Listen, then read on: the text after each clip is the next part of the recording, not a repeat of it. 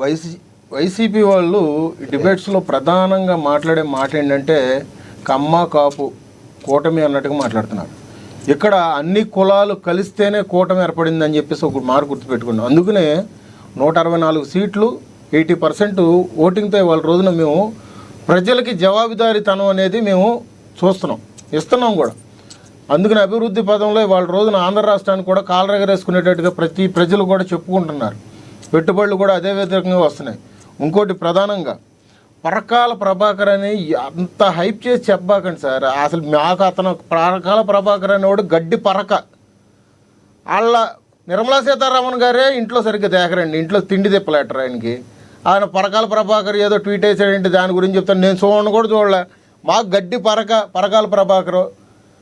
ఇంకోటి జగన్మోహన్ రెడ్డి కూడా ఎప్పుడూ కూడా కూటమిలు ఇవాళ వచ్చిన తర్వాత విచ్ఛిన్నం చేద్దాం అనే విషయం మీదే ఉన్నాడు. కాబట్టి విజయసాయి రెడ్డి గారు ఇంతకుముందు బయట ప్రకారంగా ప్లే చేసిన దాంట్లో ఆయన అంతర్లీనంగా ఉన్న మాట చెప్తున్నాడు. అంతేగాని జగన్మోహన్ రెడ్డి గారు ఇవాళ కూటమికి భయపడి కూర్చుంటున్నారు. రాష్ట్రంలో సమస్య ఎక్కడ దొరకట్లా. రాష్ట్ర సమస్యలు దొరికితే జగన్మోహన్ రెడ్డి గారు రోడ్డు మీద ఉంటారు. కానీ ఇక్కడ సమస్య అనేది ఎక్కడ దొరకట్లా. పారదర్శకంగా ప్రజలకు జవాబుదారీతనంగా ఇవాళ కూటమి కలిసి వెళ్తుంది.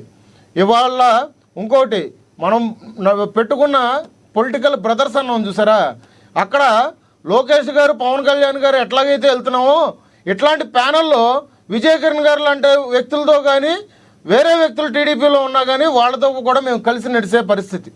ఇది ఎంతమంది వచ్చి ఎన్ని కుతంత్రాలు పన్నినా ఎంతమంది వచ్చి మాట్లాడి మధ్యలో కుంబడి పెడదామని చూసినా కానీ ఇంకొక 15 సంవత్సరాలు మేము కలిసి వెళ్తామన్న మాట ఏంటంటే ఎవరో భవిష్యత్తు బాగుంటుందని కాదు, ఆంధ్ర రాష్ట్ర భవిష్యత్తు బాగుంటుందని, ఆంధ్ర రాష్ట్ర ప్రజలు బాగుంటారని, ఆంధ్ర రాష్ట్రాన్ని నెంబర్ 1 పొజిషన్లో పెడదామని.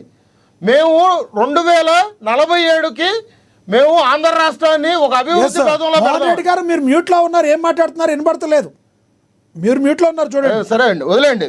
ఇంకోటి ఇందాక నుంచి ఎల్లమోహన్ రెడ్డి గారు నా గురించి ఏదో చెప్పుకుంటూ వస్తున్నారు. పార్టీలో ఆయనకేమీ లేదు, పార్టీ పట్టించుకోదు, ఆయన ఏదో అభిమానంతో వస్తున్నారన్నమాట అనుకుంటున్నారు. నేను పార్టీ పర్మిషన్ తీసుకుని డిబేట్స్కి వస్తున్నా, 2 సంవత్సరాల నుంచి వస్తున్నా.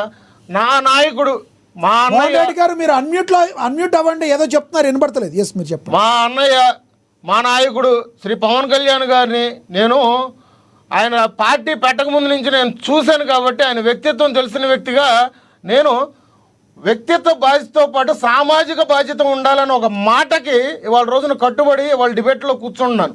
మీ అందరితో నేను వైసీపీ లాంటి వాళ్ళతో కూడా అమ్మ అక్క ఆలి అని చెప్పేసి నేను తిట్టించుకొని కూడా ఇవాళ నడుస్తున్నాను. సో నాకు నా పని ఎంత ముఖ్యమో నా పార్టీ అంతే ముఖ్యం. అంతేగాని నేను పార్టీని నమ్ముకొని నేను నడుచుకోవట్లేదు. ఇది ఒకటి గుర్తుపెట్టుకోండి. రైట్. సో ఇంకోటి ఇందాక యాంకర్ గారు కూడా ఒకటి అన్నారు, రేపొద్దున్న మోహన్ రెడ్డి గారితో ఏమైనా కలుస్తారేమో అని. మోహన్ రెడ్డి గారికి అది కదా, సాక్షాత్ జగన్మోహన్ రెడ్డి గారు వచ్చి వైసీపీ కండవా కప్పుకో ఉన్నా కానీ ఆ దిగజారుడు రాజకీయాల జోలికి నేను వెళ్ళను, నేను ఆ పార్టీలో చేరను.